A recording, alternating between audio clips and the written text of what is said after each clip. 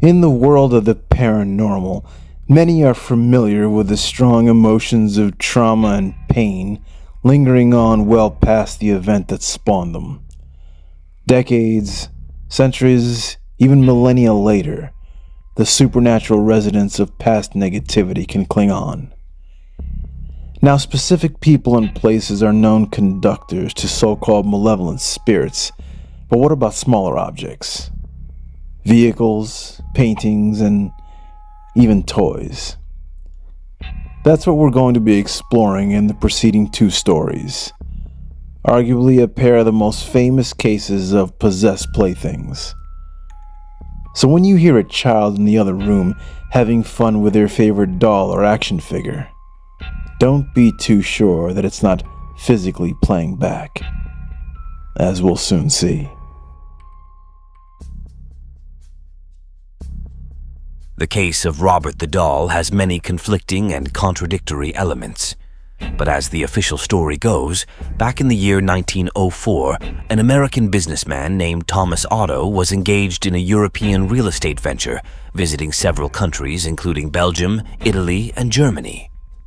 As well as being a successful businessman, Thomas was also a caring and doting grandfather, and he was always on the lookout for something to present to his young grandson, Eugene. While exploring in a curio shop, he stumbled upon a doll in the shape of a young boy. There was nothing particularly remarkable about the doll. It was in a simple shape and contained a rather neutral expression. But there was something that drew Thomas in, something he couldn't explain. Not to mention, attached to the doll was a small stuffed puppy. This may have been the detail that sold Thomas, and he happily bought the toy, excited that he would have something to give to Eugene back home. Sometime later, Thomas returned back to the United States on his large family estate on Key West in the state of Florida. As expected, Eugene eagerly awaited his grandfather, and in his ignorant bliss, Thomas gave the child the doll he had bought as a present for his 8th birthday. Eugene was overjoyed at receiving the gift, hugged his grandfather, and immediately scampered off to play a game with his newly acquired friend that he decided to name Robert. From that point on, Eugene and Robert would be inseparable, but unfortunately, the lives of both him and his extended family would never be the same. At first, the boy's parents were grateful for their boy's new companion, his mother Maria even fitting the doll with one of her son's discarded sailing outfits. But as time went on, things began to take a disturbing turn. Eugene not only played with Robert constantly, but also began to speak to the toy, holding lengthy and animate conversations with Robert, almost as if he were alive. Maria couldn't quite put her finger on it, but there was a growing sense of uneasiness due to how much time her son was spending with Robert. However, things would only escalate from here. In the coming months, Eugene began to undergo a drastic personality shift. He became anxious, argumentative, and increasingly possessive over Robert. He would throw temper tantrums if he was separated from his doll for even a moment. He would cry and scream if his parents tried to take the doll from him, and so on. His behavior problems were reaching out of control levels, and Maria couldn't shake the feeling that Robert was somehow responsible. One night, while tucking Eugene in for bed, these suspicions would become undeniably evident. As Maria closed the door to her son's room, she overheard Eugene whisper something to Robert, and horrifyingly, she heard Robert answer back. Psst. I love you, Robert. Oh, I love you, too.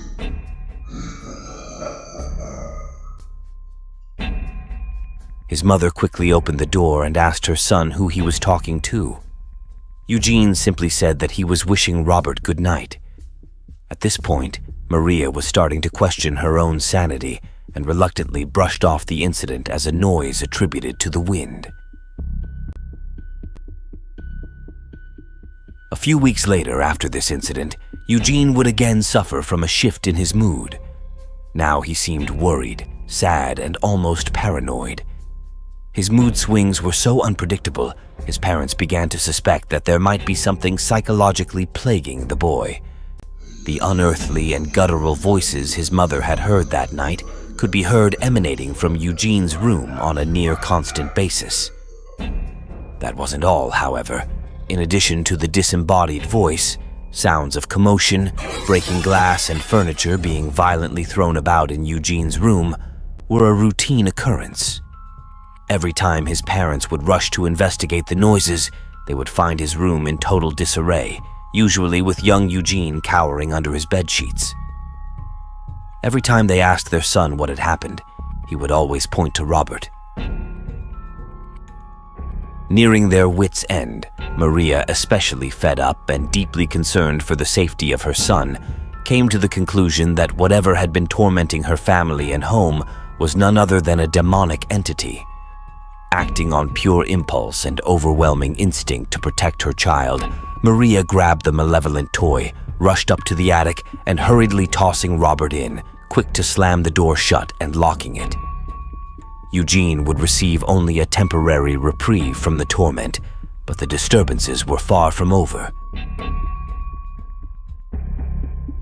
The same cacophony of doors and furniture being violently slammed about now emanated from the attic, and even more chilling, they were often accompanied by the sound of tiny footsteps creaking and running around upstairs. The family's woes would continue, as now Robert's influence was being felt by the extended staff of servants also occupying the home. Many of them telling frightening stories of strange goings-on in the attic while they tried to clean the upstairs, and always in the presence of Robert. Things got so bad to the point that Eugene's parents simply could not keep any workers for any length of time due to the doll's near-constant harassment, many of them complaining that they did not feel safe working in the house. Many years would pass with the seemingly supernatural happenings having lulls and spikes of activity. Many months would pass where all would be quiet and calm, only to suddenly escalate again without warning. Eventually, Eugene's parents would pass away, leaving him the inheritor of his estate. Eugene would marry and start a family of his own, and out of the blue, without any explanation, he would decide to take Robert back into his company. Eugene would blossom into a renowned artist and kept Robert seated near the window of his studio or turret room. But it wouldn't be long before Robert would be back to his old ways. Eugene's wife, Annette, was said to be terrified of the doll and refused to go near the accursed toy, oftentimes begging her husband to get rid of it, to which Eugene always refused. In order to somewhat pacify his wife, Eugene agreed to put Robert back in the attic, but he, under no circumstances, would get rid of him. This action seemed to anger Robert, and Annette began to have terrifying nightmares in which she claimed the doll would physically threaten her if he was not immediately taken out of the attic. Out of fear for what he might do next, Eugene complied with Robert's demands and placed him back in his turret room.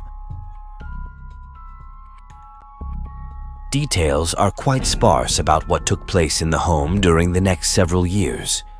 Only a few surviving reports of passers-by who reported an eerie presence that would be felt whenever walking by the house. Some even said that they witnessed Robert physically move from off his window perch, his tiny shadow moving from one spot in the upper art studio to the other. Eventually, Eugene Otto died in 1975, and the large estate was then purchased by a woman named Mrs. Myrtle Reuter.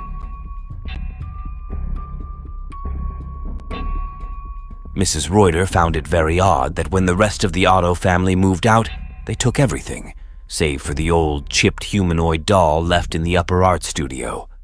Nothing thinking much of it, she decided to keep the doll as it was probably an old antique. But Mrs. Reuter would not escape Robert's sinister glare, and within a week or two, also noticed that the doll exuded an insidious presence, something to which she described as pure fear. In the dead hours of the night, she claimed she would hear Robert running all throughout the house and could even hear echoes of laughter in the halls. Guests would claim that Robert's face would physically contort into a terrifying scowl.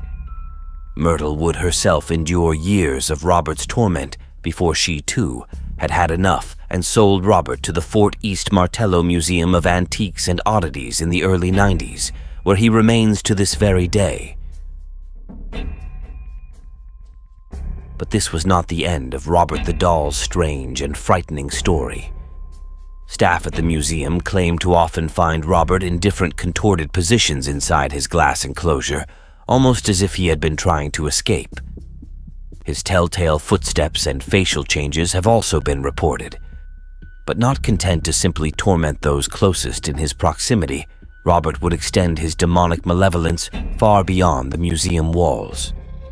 From the moment they acquired Robert, staff would suffer bouts of unexplainable disease and health complications ranging from simple ailments to life-threatening cancers. Relationship breakdowns, financial woes, and even attempted suicides of family members have all been attributed to Robert's evil reach. Even many of the museum patrons weren't safe from Robert's diabolical influence. Many reported near-fatal car crashes, heart attacks, and sudden debilitating illness after having crossed the doll and laughing or making fun of Robert's appearance inside his case. The museum has dedicated an entire wall full of letters sent in of former patrons begging for Robert's forgiveness after many of them had mocked him in some way. Alternatively, some of the museum personnel claim to have uncovered a different source for where Robert came from.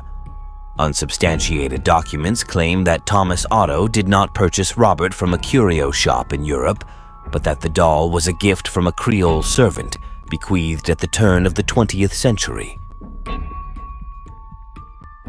The story contends that the Creole woman had placed a voodoo curse on the toy for a slight she had received from the Otto family during her tenure on the estate. But as stated, none of this can be confirmed. The fear of whatever is inhabiting Robert the Doll is very real and extremely palpable. Whatever is next on Robert's sinister journey cannot be known, but what is certain is that Robert's legacy of fear, terror, and dread will endure far into the future. So we have to ask ourselves, just where did Robert the Doll come from? Is he a cursed object left to torment a family by a disgruntled voodoo priestess, as some claim? Whatever the truth, one thing is certain.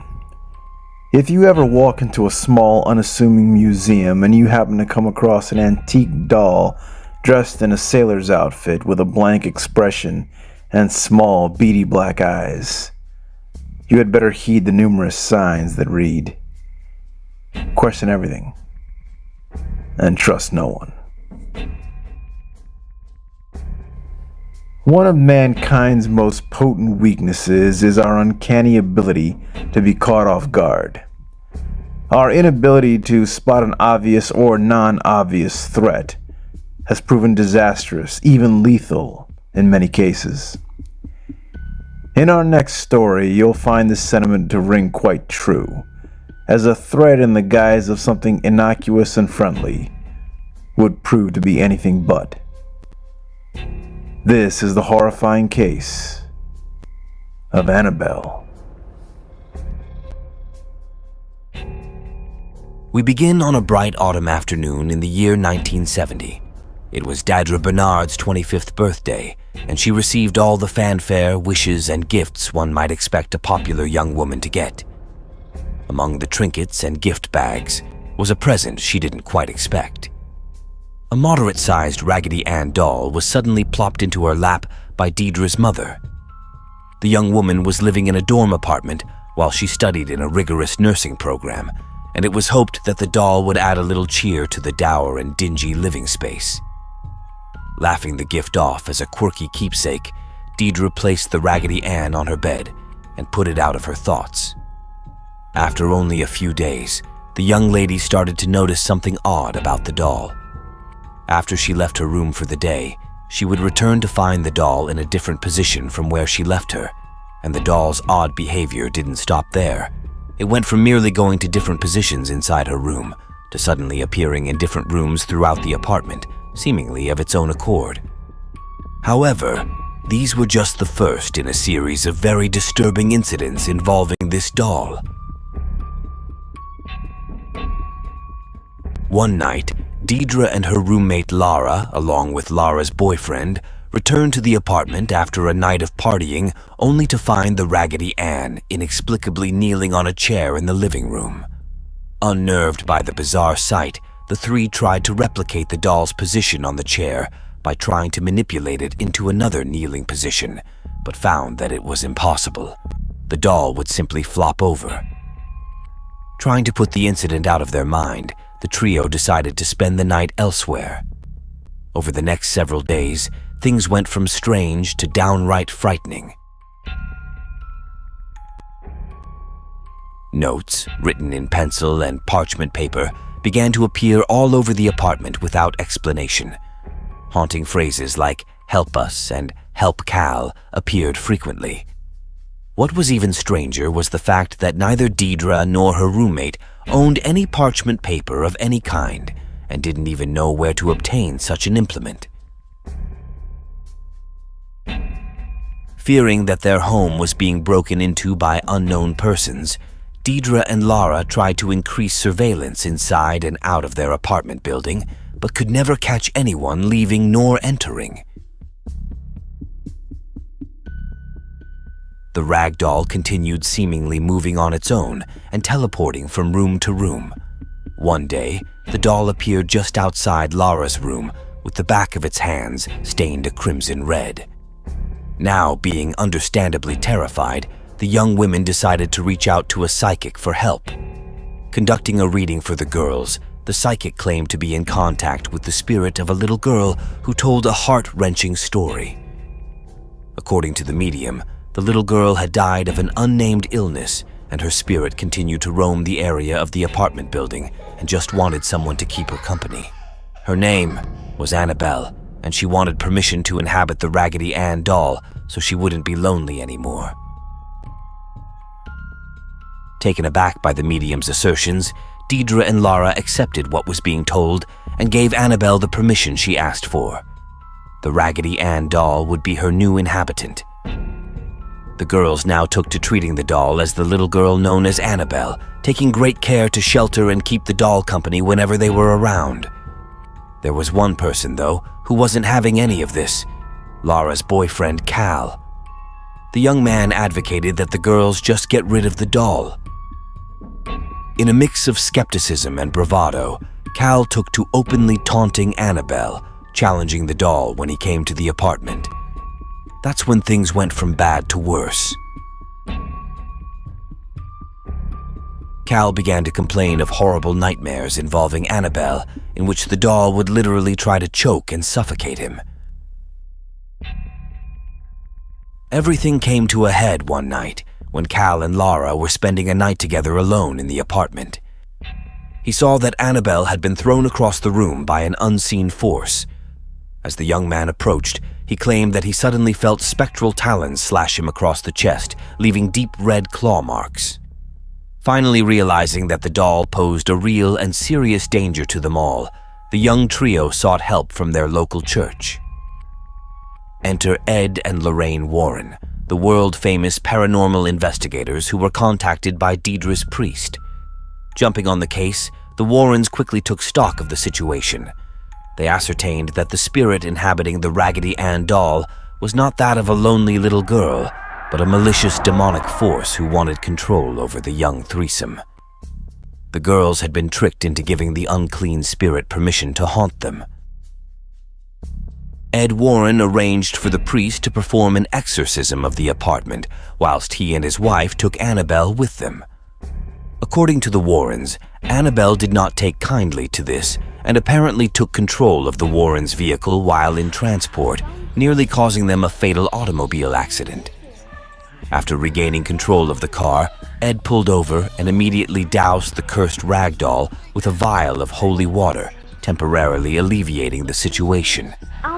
In sworn testimony, the Warrens claimed that once back at their house, Annabelle continued her malevolent hijinks, causing furniture like chairs and sofas to levitate, while she herself performed her so-called teleportation trick. Several more incidents were said to plague the Warrens in Annabelle's presence. Lorraine told of a heavy, thick mist and hearing low, guttural growls whenever she was alone with the doll. One incident involved one of their priest friends insulting the doll, only to suffer a near-fatal car crash shortly thereafter. Finally deciding to lock Annabelle away in a glass case inside their newly opened Museum of the Occult, Ed and Lorraine Warren seemed to finally stem the tide of the supernatural torment.